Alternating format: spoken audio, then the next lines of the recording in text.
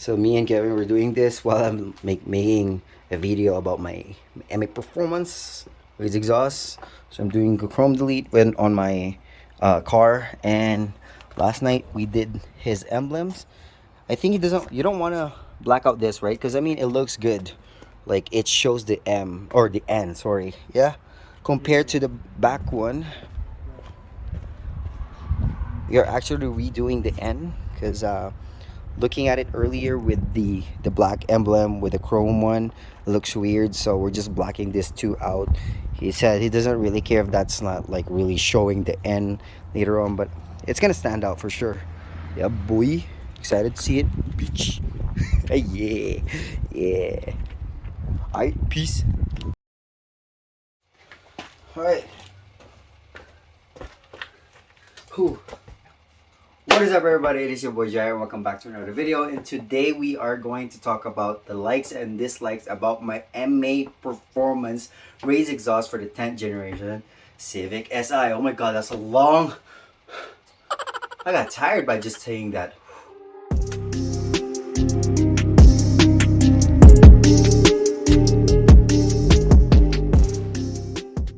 I'm gonna tell you the likes and dislikes about this exhaust for specifically for the 10th gen Civic Si, whether it's coupe or sedan.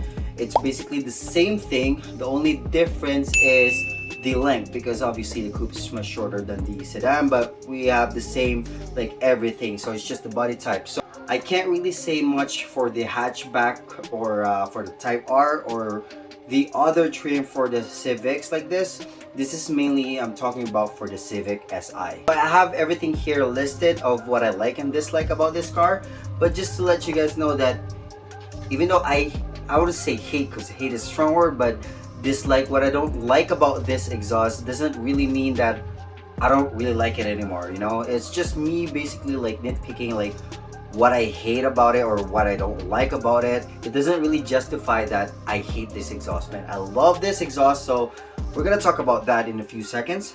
And just to start out with, this is going to be a review for a Civic that's completely stock, no tune, no aftermarket downpipe and front pipe. So if you're looking for an exhaust and you just don't want to tune your car yet, maybe this is a video for you. I can't really say much for the tune cars, or if you have a tuned car and if you have aftermarket front pipe and downpipe. And I can't really say that much because I don't have any experience with it. So I hope this video is gonna gain you knowledge. Well, if you think this video is helpful, leave a comment down below and share the video. So first of all, I really like obviously the sound. Yo, the sound is, it's amazing.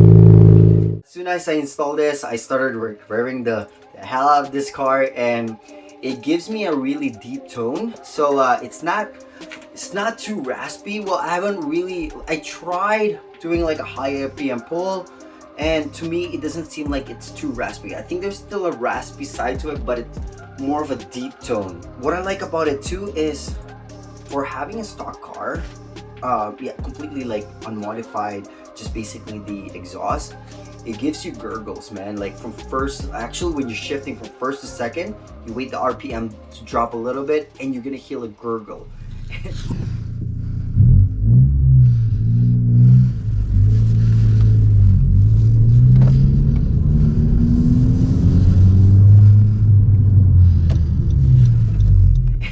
I get addicted to it. I used to hate the rev hang, but because I hear the exhaust while it's gurgling while like waiting for the RPM to go down, man, I don't know if I want to tune this car in the future. We'll see. We'll get there.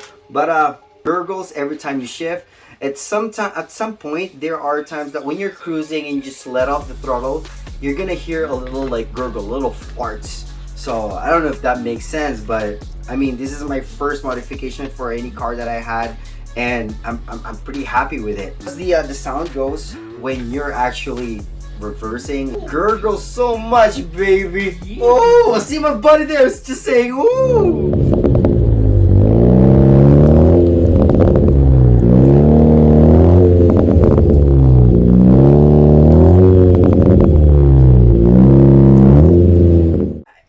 Especially if you're like underground parking and you started backing up and it starts gurgling. Boy, it's so amazing. There are some small pops too. It doesn't happen all the time, but it gives you some small pops when you're actually decelerating. So when I was downshifting at one point, it's really hard to capture it on a video. It doesn't really happen that often, but there are some points that when I downshift and just wait for the RPM to drop until full stop, sometimes it surprises me. Like it gives me like a small pop. Like I don't know if any other exhaust does that too, but I mean, my experience right now with this MAPerformance, it's actually like it does it. So it's really good, man. And we'll just talk about the drone for a minute here. So the drone, a lot of people really hate it when there's a drone in your car, especially if you're daily driving your car. Like it gives you headache and stuff. But as for my car, it's stock, but it still have that drone because I have the aftermarket exhaust. The drone actually, you will hear the drone below 2000 RPM. So when you're actually accelerating for quite a little bit, it is actually a little loud than expected. And sometimes I'm kind of like too shy in the neighborhood to drive it around like that, but it's not that loud. Like it just seems so loud, but it's not. And I think when you're letting off the throttle to above 3000 RPM, that's when the drone hits too, when you're cruising and above 3000 RPM. And it happens to me when I'm just cruising on 100 kilometers an hour and I'm on fourth gear, and sometimes my RPM is just at 35,000 RPM, and I just let off the throttle and I just hear the drone. I don't know, it's just music to my ear. But if you're just daily driving it, you're just going for a long drive, put it on 6th gear, whatever, and it sits between 2000 and 3000 RPM, you don't hear anything. So, which is good. Like if you have like passengers and you want to talk to them, it's not that loud. So you can actually make conversation when you're inside the vehicle. Now the second thing I really like about this, obviously, it's the looks, man. It's quad tip, and I chose the bird tip exhaust.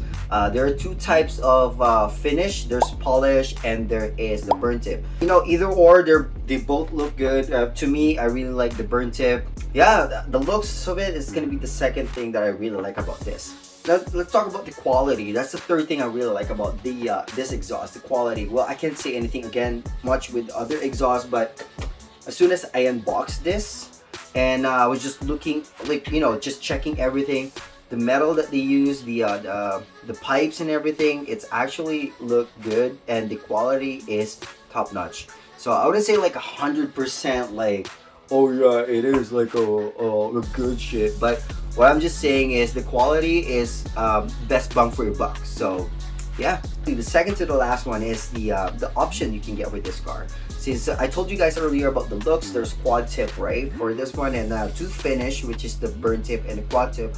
On top of that, you can actually get, like, you can choose one of the three options for this exhaust. So the race version doesn't have the muffler. Street one has one muffler, while the stealth one has two mufflers. So if you're just going for the looks and you don't want to like a loud exhaust, if that's your thing, then you can go with the stealth one. So you basically have that sound of a stock exhaust, but like with the looks of quad tip. You know, I don't know if you mean what I say, but if you're going for performance wise in the future, like you're gonna get an aftermarket downpipe and front pipe, so obviously that's gonna be on the louder side. I think race version for that, we're gonna be too raspy, so that's what I was thinking. Like maybe in the future, I don't know if I'm gonna change my exhaust, if I change my front pipe and downpipe with that, because it's gonna be from what I heard, they said it's gonna be raspy, so loud, and some people will hate their car for it, but we will see. Or you can get the street version with the aftermarket downpipe and front pipe, and it's gonna sound amazing too. Last thing, there's a reason I put this on the last of the list of what I like about this, is the installation. It's a 50-50 thing. I like it because it's basically bolt-on. You just straight up take out your exhaust, put this in together, bolt it in, done. And for us, it took us like, let's say, I think it was about 3 hours. I mean, not bad, because we're still like trying to figure out things, so like how to do stuff. And yeah, it took us like 3 hours or less, I can't remember. but it was a pretty easy install. So now let's talk about what I don't like about this exhaust. Well, the last thing I said earlier, what I like about this, and it's a 50/50, it's the installation. So let's start off the installation, right? What I don't like about the installation, yeah, it's easy. However, there are some like questions like about this stuff, you know. I think there is this one, because it's a three-piece exhaust. We encountered this one piece that like there's a big gap, and then what you have to do is just to put a clamp on the middle and just call it a day. From time to time, it feels like there's an exhaust leak. We've been checking it like every 2 weeks or so. I see some like exhaust leak, and I'm trying to fix it. But I've seen on the other exhaust, it's kind of like a different size on the one, like a small pipe on this one, big sides on this one. So you overlap it and then you put the clamp in it, which kind of that one makes sense. But for this one, it's kind of weird. So and also for the installation about this one, you just have to be cautious. When you actually install it, especially the tip, if you install it not properly, you're gonna rub like through the bumper. So, and third thing is how it sits so low. The pipe actually sits so low that I am scraping like from time to time, just even on small bumps, even just getting here in the front of our garage, it actually scrapes. And I was thinking about to lower my car in the next year or so. Now I'm thinking about it because I don't want to have that. I don't want to like keep thinking about it that I'm gonna scrape. As for now, it sits so low. I'll show you the video right now and what I mean.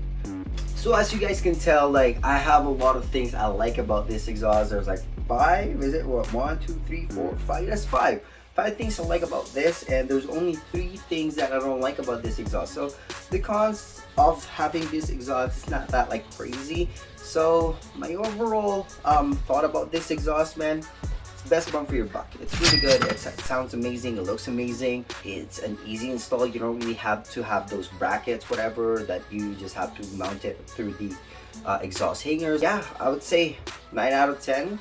Overall, what I like about this exhaust, that's how much I like it. Would I recommend it? Hell yeah. I mean, just like I said earlier, the sound, the looks, man, it's really amazing. Keep in mind, this video is not sponsored or anything. I'm just saying my honest opinion about this exhaust. So I hope like I help you guys like making decision. If you're watching this video right now, I hope I gave you like enough information, and these are the things that I noticed when I installed this exhaust like 3 months ago. And obviously I daily drive this car, so I noticed everything, like if there's something wrong with it, or just like I said, when it sits so low and I'm scraping. So those are the thoughts, what I like and dislike about this MAPerformance raised exhaust. So thank you guys so much for watching. Peace.